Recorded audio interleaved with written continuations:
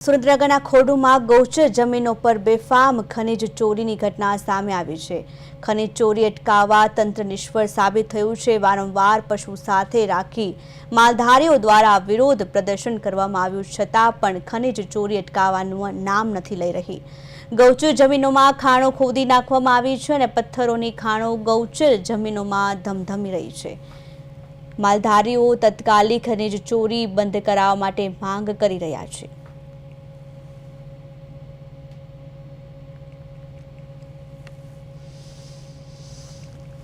દિનેશભાઈ ચામુંડભાઈ કાળુભાઈ એ વ્યક્તિનું ટ્રેક્ટર મેં લાઈવ પકડેલું છે। એ વ્યક્તિ રોજો રોજ આ ટ્રેક્ટરથી રાતે અવારનવાર મને મેસેજ મળેલ છે કે ટ્રેક્ટર એ લોકો રોજ રાતે ભરવા આવે છે।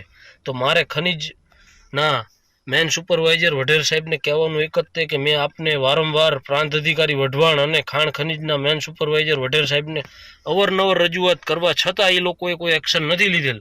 તો હવે દિવસ 10ની અંદર જો કોઈ પણ વ્યક્તિને પકડી અને આની આ ખનીજની અંદર રોક લગાવવામાં નહીં આવે તો હું ગાંધી ચિંધ્યા માર્ગે ગાંધીનગરની અંદર ગાંધીકૂચ કરવાની અમારી ફરજ પડશે। તો તાત્કાલિક 10 દિવસની અંદર આ જ લોકોને પકડી અને આ ટ્રેક્ટર જે છે દિનેશભાઈ ચામુંડભાઈનું જે 13 કયો કોઈ નંબર છે 1450 જેવો મારા અંદાજે જોવામાં નથી આવ્યો ખાસ એવો કંઈક નંબર છે।